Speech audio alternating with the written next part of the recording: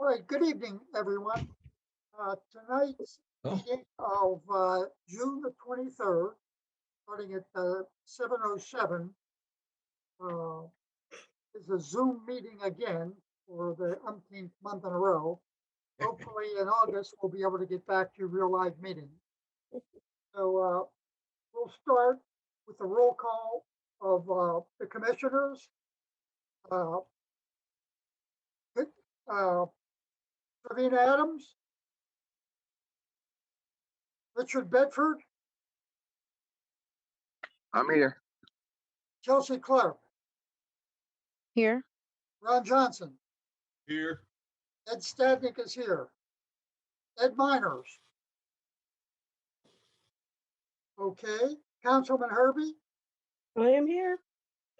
and the EDC Director Paul Brum is here. So I don't see. We need a motion then to excuse Mr. Miners and Miss Adams. I do believe Miss Adams will be joining us here in a few minutes, but I think protocol, we need a motion to excuse both of them until they arrive. I motion that we. I'm sorry. Moved by Ron Johnson. I need a second. Second. Chelsea, that's you, right? Yes, sir. Moved and seconded. Any discussion? No. Okay, it's been moved that both parties, Mr. Minor and Mrs. Adams, be excused. All in favor indicate by saying aye. Aye. Sounds unanimous. Okay, we'll go to the next item on the agenda, which is the minutes. And unless anyone has any corrections, amendments, the chair will entertain a motion to pass the minutes as read.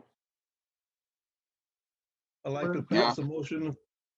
For the Ron minutes Johnson of, moved. I second it. Richard Bedford seconded. No discussion. All in favor indicate by saying aye. Aye. Aye. Aye. That's unanimous. Chairman's report.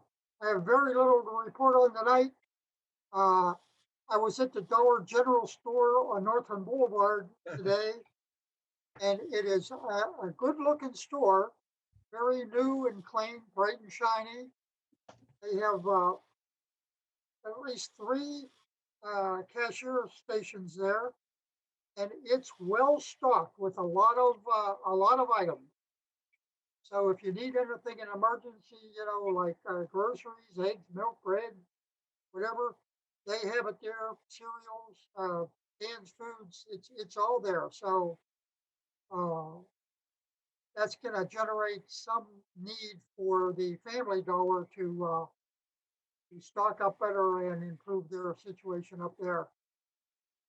Maybe even they might even clean up the store. So I still have an opening on the EDC Commission. At this time, Councilman Herbie, you want to interject something? Yes, there is a meeting scheduled for next Monday to do interviews. Oh, wait a minute. Yeah, next Monday, the 28th. With how many people? Well, we're interviewing 3. I don't know how many of them are interested in economic development.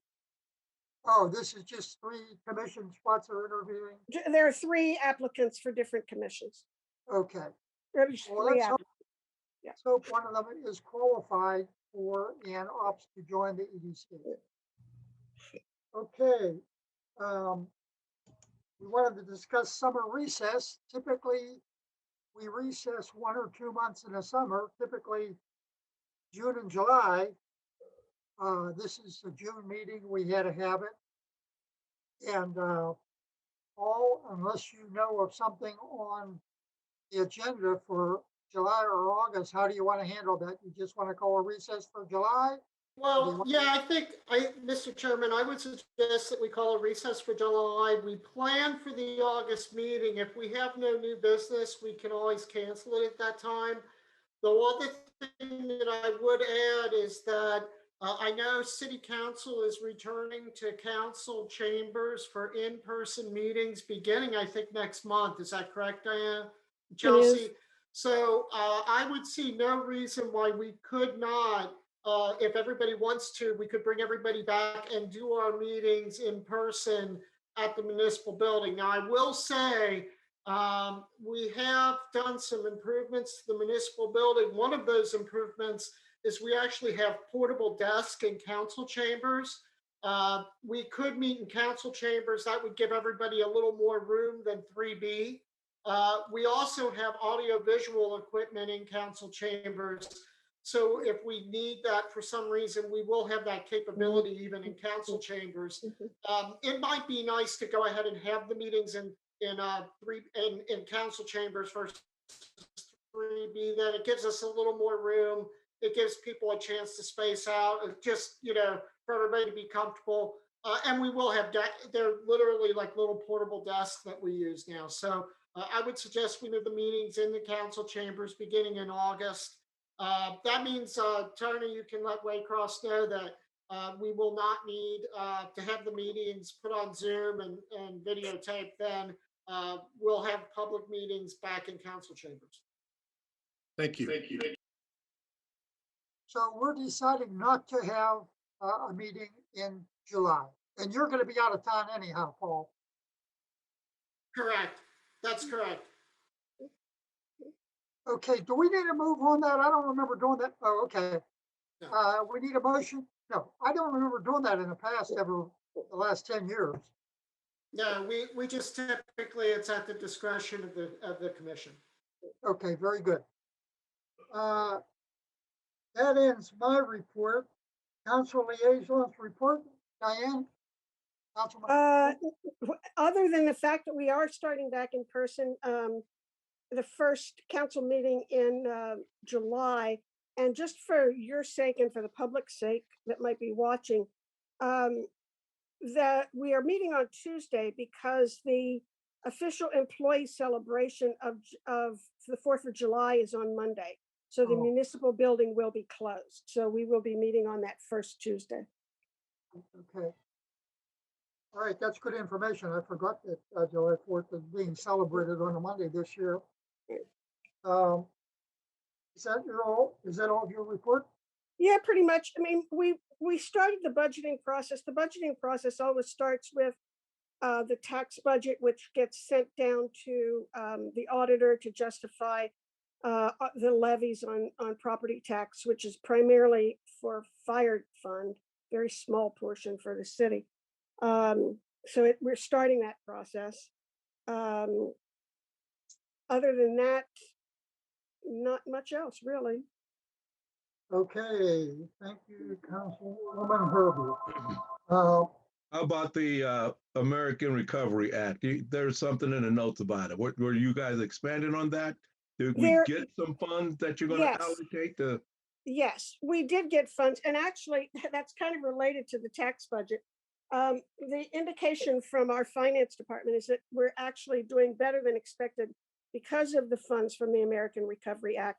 But because that's one-time funding, you can't really apply it to ongoing expenses. We know that we can apply it to some of the salaries for police force and first responders, fire department. A lot of that money has gone into renovations to the buildings and things like that. But it has relieved pressure on the general fund. So that's why we're in a little better shape. But they caution us that we have to be really careful because we don't know what the pandemic will impact on our revenues in next year and the year after, and how some changes at the state in terms of where they will tax people if they are going to continue to work from home, and how that could affect us. So we have to be very cautious. And I think they probably are going to sock some of that money away, probably in carryover, just to be on the safe side and see how this plays out. So, Okay. Thank you. yeah. All right, we'll move to item 5, the director's report. Mr. Brim, you're on. You're on mute, Paul. Thank you very much, Mr. Chairman, members of the commission. I did include in your packet a written report. Would be happy to answer any questions on that report. I would like to highlight a couple of things that are there. One thing that I am really happy about, and I don't know if we talked about this at the last meeting, but you might recall that the Frisch's on Hamilton Avenue had closed its dining room during the pandemic. We were quite concerned about that because you might remember we have 2 Frisch's restaurants in rather close proximity to each other. And we were very concerned as to whether or not both dining rooms would reopen. I'm happy to report it appeared on a list that was published in the Inquirer that indeed both of the dining rooms will be opening. So that is kind of we're very happy to hear that. And that gives us, it adds to the momentum that we have. And I think if you go over and look at that corridor now, I think it's a real contrast between what the Hamilton Avenue corridor looks like south of Waycross Road and what it looks like once you enter Forest Park and come north of Waycross Road. The new McDonald's building from a couple of years ago, La Rosa's, Ollie's, the auto parts store, Hypershine, and now Frisch is coming back. We also had a new tenant into the Civic Center proper. Civic Center is starting to have a little bit of life to it. So I think if we can work with the owner and try to get the appearance to continue to be improved, we've got a good tenant mix to work with, honestly, for that area. So it gives us a good start. I'm really happy to see that over at Civic Center because that's been a tough gateway for us for a couple of years now. And we're starting to finally make some progress over there and get some reinvestment. So that's good news. The other thing I would point out is I mentioned our business retention visit program. That's important because, as many of you know, that's how we identify a lot of our projects. Most of our projects are retention projects. That's how we grow our business community. And by helping our existing companies grow and expand, we met with 6 different companies over the past, 30, 45 days. A lot of those are manufacturing, and I'm happy to report that our manufacturing segment here in town, while it's small, is those companies are growing and doing rather well, really coming out of the pandemic strong. All of them are reporting an increase in business. Some of them are reporting record increases in business. And actually, we identified already 3 different projects, expansion projects that we're going to see. 2 that involve minor expansions of about 10,000 to 20,000 square feet. And then 1 that includes an expansion, which could be as much as 40,000 square feet. So, coming out of the pandemic, if you had asked me a year ago that we would see this kind of progress, I'd be skeptical. So hats off to our business community because it looks like we're continuing to see reinvestment by them and some expansion here in Forest Park. Paul, I'm concerned about the 40,000 expansion. Is there room for that? Yes, they had planned for that on their original project. Okay. Because I just didn't want to see them. I didn't want to see them go elsewhere. That's good. Thank you. Yeah, they have land, and they had always planned for a second phase. They didn't plan on it being this quick. And again, I think it's a sign that the manufacturing segment, I think it sent a lot of things on back order. And if anything, it's a question of can they find the materials? Can they find materials to do the expansion? Can they find workers to do the expansion, contractors? Can they find the materials to actually handle the orders once the expansion's completed? So they're all trying to time that out. It's a little more challenging in today's world because, quite honestly, all those things take more time. Well, who's doing the 40,000 square foot expansion? Fry Fasteners is looking to expand their business in Carillon Business Park. Oh, okay. Can you shed any light, Paul, on shooters and what's happening with that?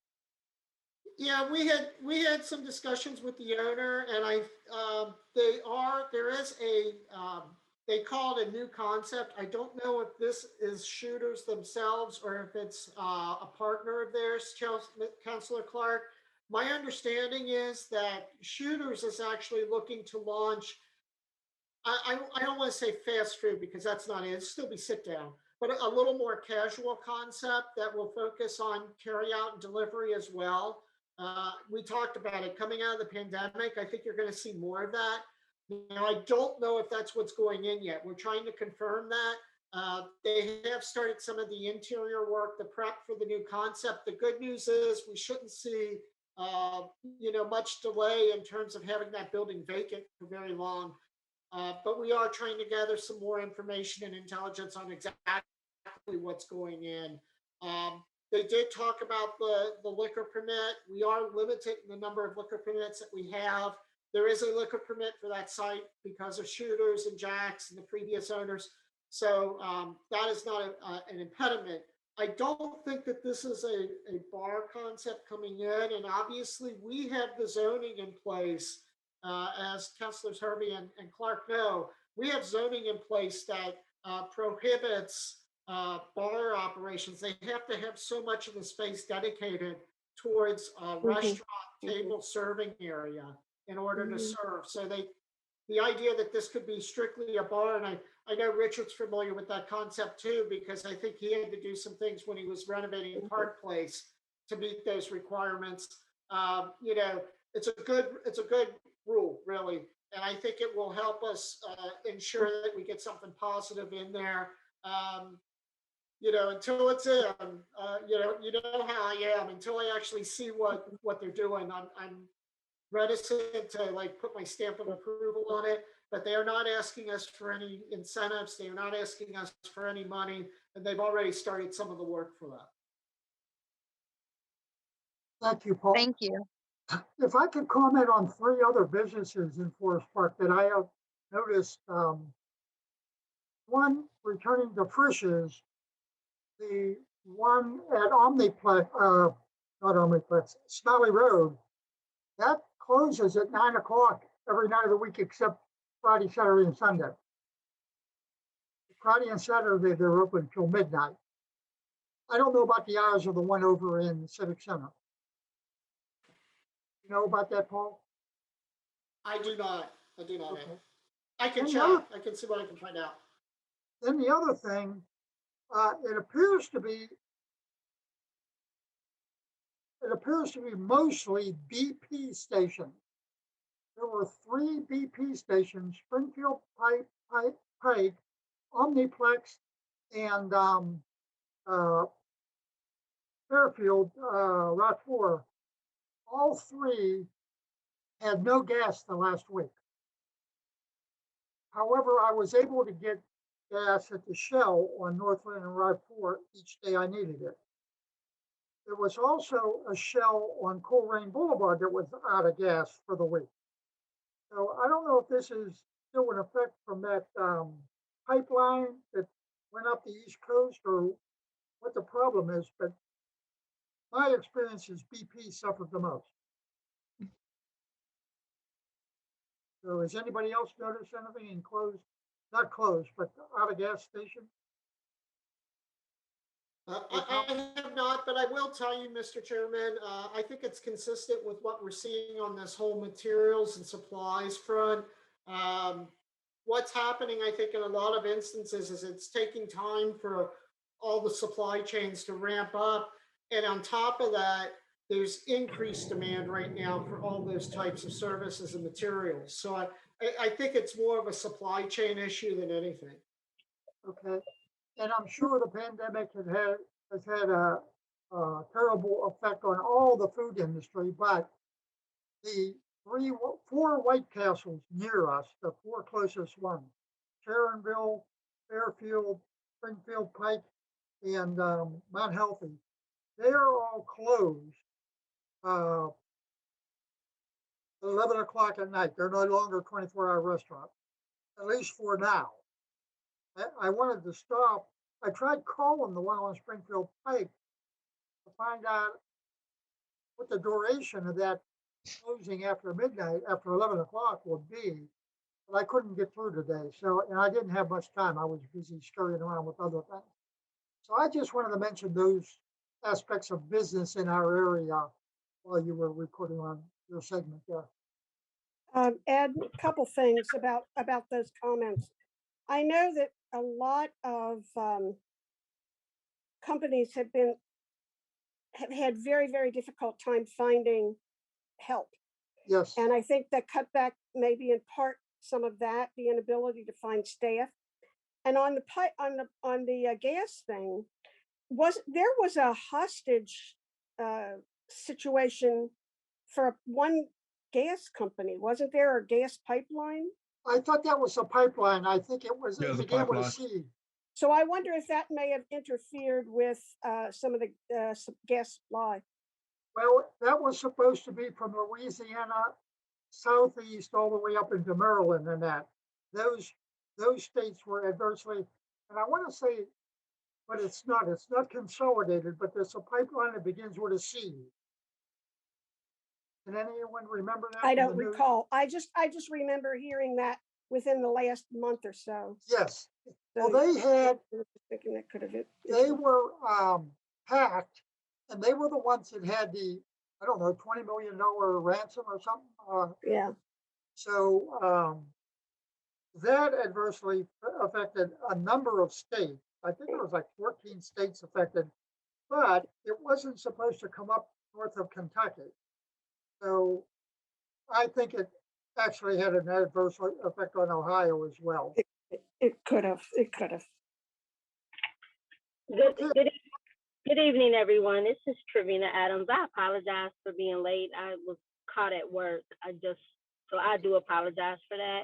I did catch part of the conversation, and there was some discussion, and please forgive me. I don't want to prolong the meeting or be out of order, but there was some discussion I heard about a new bar opening up in Forest Park. And we don't have to get into the specifics about that, but I do want us to be very mindful of the kind of businesses that we are welcoming into Forest Park so that it can also remain a family friendly. Yeah. Forgive me, Travina, but Paul addressed that in detail when you heard the remaining part of it. It's not a new bar. It's Shooters near Walmart. Okay, wonderful. Because I didn't catch all of that, and I just heard bar. And so Yes. again, I apologize for jumping on late and everything, but I was at work. But yeah, thank you. Then my comment is non and void. Then it doesn't even. Okay. Well, Travina, No, you are absolutely fine. Right. You are a working Right. mommy and coming in when you can. You're okay. Thank you for joining yeah. us.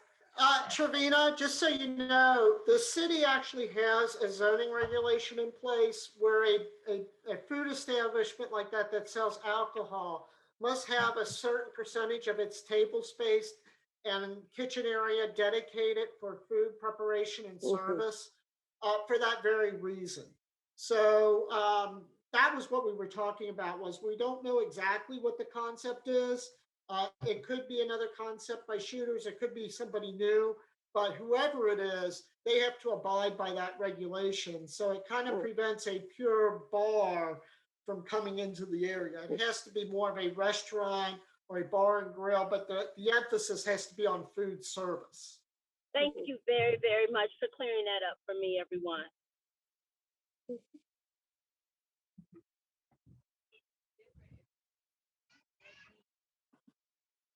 Mr. Chairman, that would conclude my report. all right. Thank you, Director Brim. Unfinished business. Minority Community Business Development Initiative. Chelsea, you and Paul want to take that, or just you? How are we handling that? I've just got a brief update. So there are some things we are looking at. We're narrowing and solidifying our date for the end of August or beginning of September. Got a couple other things we're looking at. So we are moving forward with an event. That'll be a one-day event on a Saturday, where we'll have minority vendors of all sorts participating. besides that, and we'll give you further updates next month, or if we meet next month or August, what have you. Besides that, I just wanted to make some clarifications. Paul, it was made clear to me that the minority development initiative that was launched, well, I launched it, what, a year and a half ago, maybe about around sometime around there. I took that to council and read those read the founding document for that, and then as well, of course, prior to that, had brought it to EDC. And when I spoke with you, there hadn't been any issue. Well, it was brought up last week that there's confusion as to, one, whether or not it exists, which I'm confused as to why that would be, there'd be any misunderstanding with that. But two, why it was handled through EDC, and as opposed to possibly going through council and being perhaps a subcommittee of some sort with council. That lost me an understanding, because when I had done this and we had brought this forth, there was no issue whatsoever with its placement, because it's clearly business, and Economic Development Commission is synonymous with business. And so can you tell me whether or not that was an incorrect procedurally in terms of its placement, or if it needs to move? Um, well, it is really a question for council, but as far as what we've done in the past, Councilor Clark, I think that initiatives like this have consistently come, if it's been business development related, have come through the EDC. Now, the only thing I can say is if there's sufficient support on council that they want to make it a more formal arrangement, and a more far-reaching arrangement as part of an overall strategy. That's a question for council. We can certainly continue to do the business development piece of it, but that was the impression I had, was maybe they want this to be a more, an even broader, far-reaching initiative that stretches not only through economic development, but through other parts of the city services. Okay. So, and to that end, then the next step would be to draft an additional letter that puts before council with a recommendation, perhaps, from EDC, or maybe not, just asking council, and should this be, can we adopt it and make it a broader, larger entity that aligns? Yes, I would suggest that's Apologize, you lost probably me, the didn't best you? way to go. Did you lose Um, me? Did you lose me? because I certainly wouldn't want to try to take the place. I mean, it is a policy decision, and obviously that rests with city council. So that's the way I would head with it, and perhaps initiate that discussion. Paul, my connection went out, so I'm missing like 20 seconds. So I was speaking, and what I was saying was, I was asking clarification on the next step, but while I was speaking, I think I went out and then you started, so I missed it. I missed everything you said. Okay. Well, I think the best way to approach this would be to go through council, set up, perhaps a new correspondence directly with council, and obviously include the city manager on that, and approach it that fashion. We're certainly willing to continue, and we're going to continue working on the minority business development part of it. As you know, part of our grant application we're hoping to submit to the state of Ohio is for a minority business development center. Right. Yes, I'm very So well involved. Yeah. yeah, so I think it's all consistent with that, Councilor Clark, and I think it's just a matter of maybe, I got the impression that there were members of council that wanted this to be something that stretches beyond just economic development. That's the impression I had. Okay, well, that works. I will email you tomorrow and show you what I have, so that I can submit that. And in the event that it doesn't, will it still be able to have a home here if council decides that they've changed their mind and don't want to do that? Yes, of course. All right. The other thing I would suggest to you on the special event, you may want to touch base with Jay Dennis. There is a possibility that we may be doing some type of a end of summer concert event It won't be I'm the jazz working. festival because that, I'm working with Donnie on yeah, that, so yeah, yeah. we've got it all laid out. You'll see it. Okay, I just wanted to make sure you were coordinating with him. Yeah, you'll see it soon. Yeah. Mm-hmm. Okay, good enough. Yeah, because that could be a good, a good event to Gonna be a piggyback on and kind of really give people some exposure. Absolutely, yeah. I've had 2 meetings this week, so to that end with different folks. One, of course, at City Hall. So we are good to go on that. And you're absolutely right. It's going to end up being a much better, and much larger and much more saturated event and supportive for the whole community. So we're excited. So you'll get that report next time. And as soon as it comes out, I'll send it out to you the end of this week. Like next Monday. I'll get it to you next Monday. All right, thank you, Thank Chelsea. you. And Paul, You're welcome. you have a further update on the Hamilton County Library project? Yes, just I like, because this is such an important project, I like to keep everybody updated monthly. There's not a lot of new news yet. However, I would say that we are in the midst of conducting a property appraisal for our property. I anticipate that that's going to be done July the 1st. So the end of this month, the first week in July, that will give us a lot of good information that we can then proceed with the finalizing a letter of intent with the library on the exchange of the two properties. And I think there's some interest from Hamilton County itself on working with us to possibly do some additional projects related to that. So the gist of it is moving forward. It's not moving forward as quickly as I would prefer, but we are moving forward. Thank you, Paul. Okay, we'll move on to item 7, new business. Annual review of the TIF and enterprise zone projects. Paul, that's you. Yeah, I just wanted to give everyone a quick update. We talked about the Tax Incentive Review Council at our last meeting. Councilor Herbie and I will be representing the city on that group. The meeting is planned for mid-July. I think, Councilor Herbie, I think I forwarded that information to you, but I'll make sure I send it back over to you. Please do, because I haven't seen it. Okay. I was going to ask you about dates. Yeah, they didn't give us a time yet, but I believe the date is mid-July again. What we have is we only have 3 enterprise zone agreements in effect currently.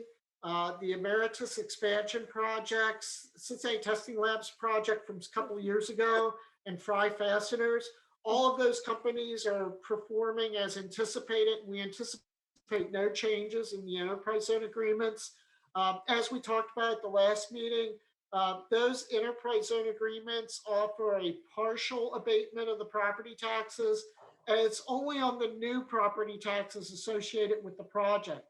So any property taxes that were being paid prior to the project continue to be paid at 100%. It's only based on the new valuation associated with the physical construction or expansion. And those are only partial. All 3 of those projects are moving forward. As we know, the Emeritus project in particular, that $10 million expansion ultimately helped us bring Liberty Mutual into the fold.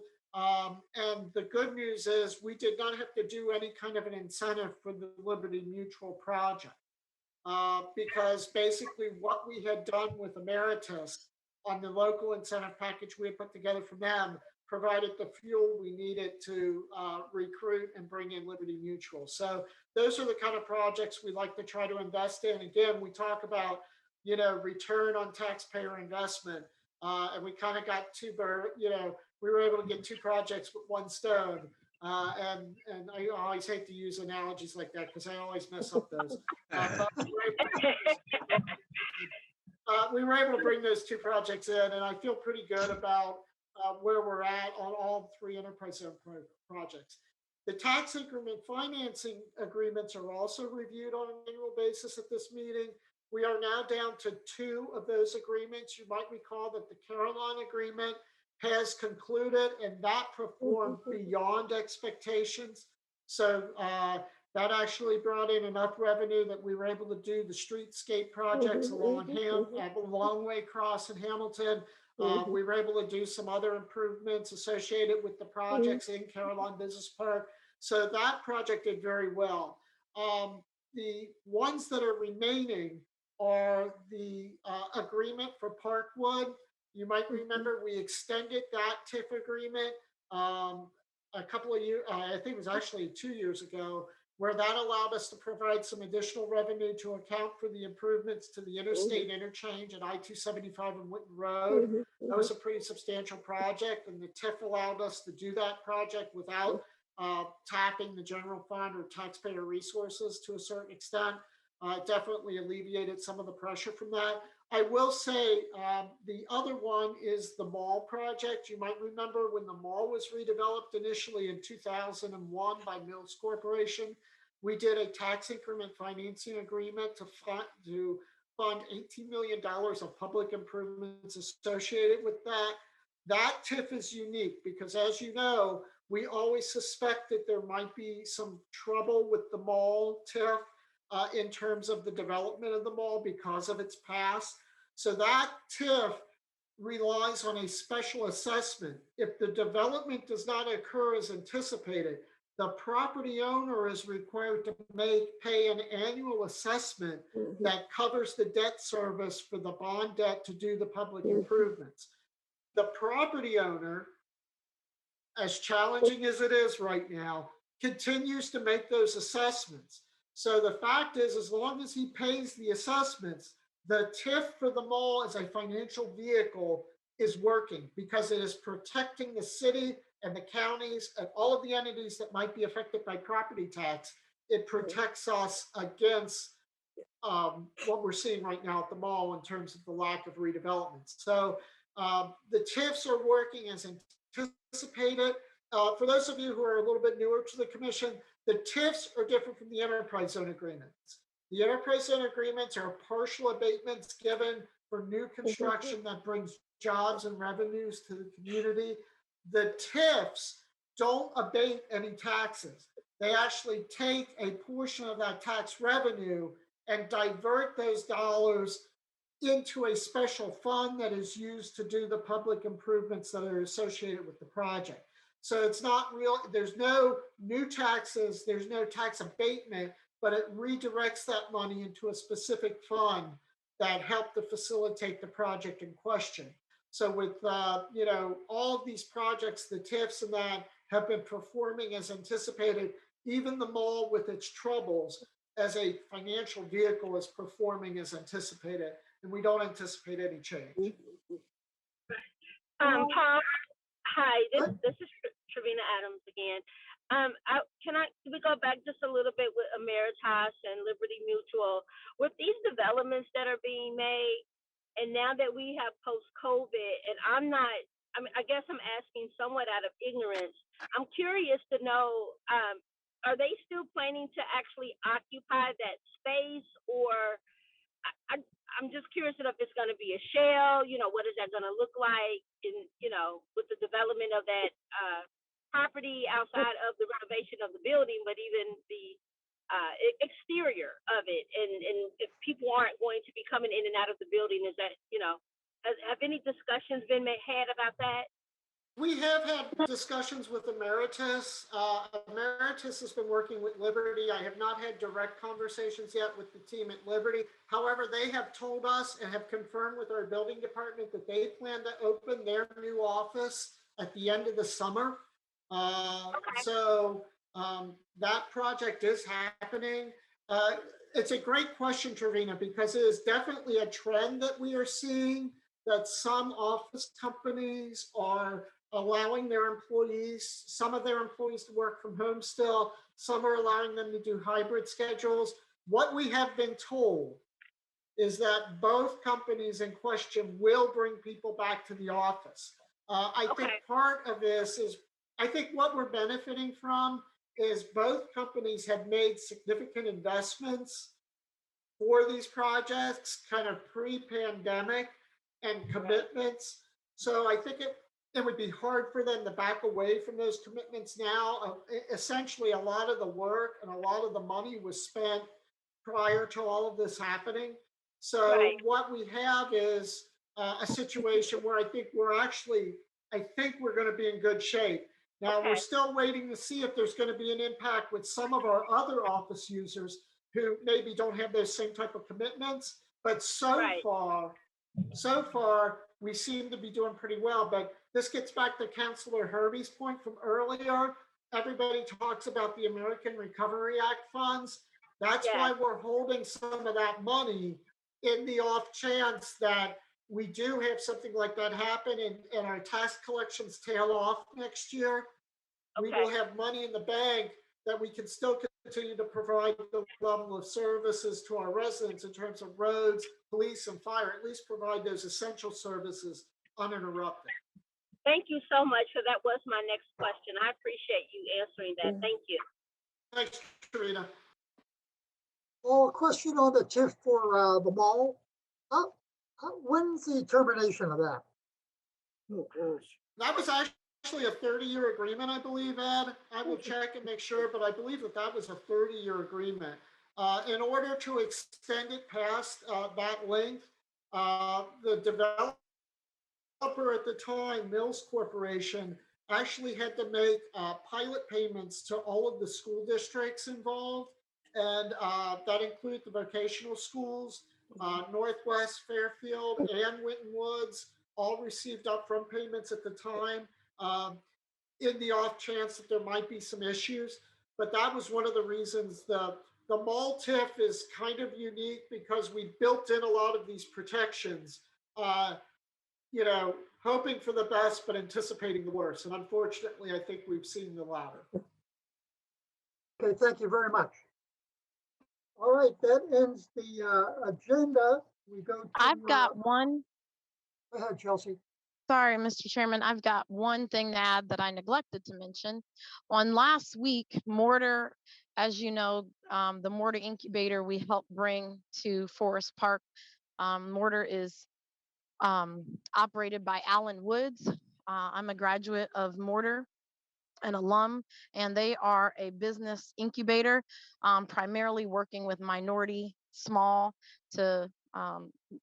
businesses that have already begun, as well as businesses that are looking to get started and people that need, help and direction and guidance. And they had their very first cohort here in Forest Park. It was a virtual cohort. It was also also in attendance was Lincoln Heights. So Forest Park was the base for it, and we had I think it was nine companies from Forest Park that went through that, and or maybe 11, and they had 11 or 12. I'm happy to report that in that the acknowledgement and the graduation ceremony that they held last week at the Cincinnati Innovation Hub, Forest Park won all of the awards. So each team submits and they perform their pitches. Not only do they perform their pitches, but they also submit business documentation explaining their business. And then we also have judges. So judges also go through, listen to the pitches. They hear from the entrepreneurs and then ask various questions based off of their submissions and the pitch. By the time you add up all those numbers and all that information, then they end up coming up with a winner. The winner for the Judges' Choice Award, which is the overall award for the entire incubator, entire cohorts, was Celia or Sia, and she is a young lady that has a business that does it's for minority people, typically with curly hair, natural hair, and she has organic hair products that she started. She won $3,000 to start her company, and hopefully she'll start it here. As I asked her. And then we had the People's Choice Award. So the People's Choice Award is based on not only their a few of their things that they've submitted, but more largely the impact that they had on the group and how just how well they got along with other people and what they were able to bring to the cohort in terms of, bright dispositions, etc. And we also had the person from Forest Park win that. She won $2,000. Her name is Cooley. And so Miss Cooley won that. That was, like I said, $2,000. Also this year, because of all the sponsorship that we've received, every every entrepreneur was able to is able to get their $200 investment for going into the cohort back.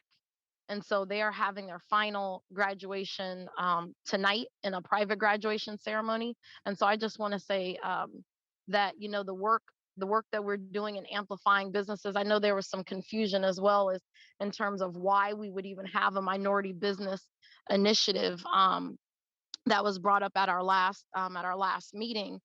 And Counselor Herbie, with all these, so I'm trying to make it really really clear just what impact that makes, because when we put those things in on Front Street and we say that that's the things that we're going to focus on, it really creates enough synergy around us so that other people start looking at, oh my goodness, okay, we can partner with that, let's reach out, let's have conversations. And these businesses really needed that help. They needed assistance in financial growth. They are able to, so it's a 12-week program. And one of the things they learn is how to, price point their products. They learn about marketplace distribution. They learn about resources and networking. They learn about social media and how best their company fits with that. And then they get a whole host of other opportunities and free resources like free legal services. They get free marketing support. They get Xavier University writing support. So those are things that for minority businesses or women-led businesses or African-American businesses or other ethnic groups that traditionally have lower access in, getting capital, and certainly maybe the educational elements of it, where they may be educated in one thing, but they don't have a business background. Those things are really invaluable, and it catapults them, literally years ahead, so that they can actually come through with a better plan to come to a city like ours and then open that business, knowing that it's going to be more sustainable and more solvent, and hopefully start to employ more people. Good one. Okay, thank you for that update there, Chelsea. You're welcome. Okay, open discussion. Does anybody have any topics they wanted to discuss? Not so much. This is Travina Adams again. Not so much a topic that I want to discuss, but I do want to acknowledge Paul, and I do want to tell him thank you very much, because he comes to these meetings and we ask him questions and he gives us the answers, and I just want to recognize him for that, for being organized and well prepared and being able to answer the questions and whatnot. So I don't know. I just think it was worth acknowledging. So thank you, Paul. Thank you. Thank you for that compliment Let's there. give him, Travina, I love it. Let's give him a hand clap or snap. Yay! Good job, Paul. He does. He does a very good job, and I want to acknowledge that. Everyone, as we've talked about, thank you, everybody. One of the things that I enjoy about our group, and we've talked about it, is that everyone is engaged and contributes. And I think that that's an important element for us. And I think it opens up our eyes to new ideas. One of the things we talked about when we started the Minority Business Development Initiative was, I think it's an area that we had honestly taken for granted somewhat because we're a minority community. And we never took a formal effort to try to facilitate minority businesses and entrepreneurship in Forest Park. And I think this is a great addition to our program of work. So, and I think it's opened up some doors for us for new partnerships. And, and that's the result of this committee. You'll chop it up there, Paul. Okay, any other comments? Any other desire for discussion? I want to thank all the commissioners for attending tonight. And again, to recap, Travina, you weren't here at the beginning. We've decided not to hold a June meeting unless it's an I apologize, a July meeting unless it's an emergency type call out. And so the July 28th meeting will be recessed this year. And then our next meeting will be Wednesday, August the 25th. And we hope to have that in council chamber. And Okay. we'll give a further notice on that as we approach that date. Wonderful. I would like to, one, invite you all out to our home, just to kind of hang out, maybe have some food. We didn't get to do the holiday party. So if you guys are interested in that, we'd love to have you guys out sometime in August, or early September. I will solidify a date if you guys are comfortable with that. I know we're fully vaccinated in my home, but I would like to invite the commission out just to kind of just have some time to kind of laugh and maybe play some cornhole kind of thing. Diane, you need to make that dessert you made last time. And also too, you I don't remember what it was. It was good. That's all I know. I'll make something else. But yeah, so we'd like to have you guys out. But then also too, it is official. I am done with school. I know this is not the format for that, but it is official. It's not gonna be done. It's not one more week I'll be done, but I am officially done. And so I am just elated right now. So yeah. Okay. That's all I have. Well, then I need to congratulate Travina. Not only is she a mom to some really great kids and a wife and working full time, but the sister decided to go back and get her master's degree. It's not just any degree, Travina. It is a master's degree. She is very well educated and well informed and an amazing community servant. So that work is to be celebrated, and we are going to give you a round of applause too. Clap. Yay! I'll take it. I'll take it. I will We are take so it. proud of you. Yes. I'll ditto those remarks. And we have any other discussion? There being none, we will again thank everyone for attending. Tony, thank you from Waycross. And our next meeting will be at 7 o'clock on August the 25th, the fourth Wednesday in August. So everyone have a safe and healthy summer, and we'll see you then. Have a good Okay. Good night. Everyone.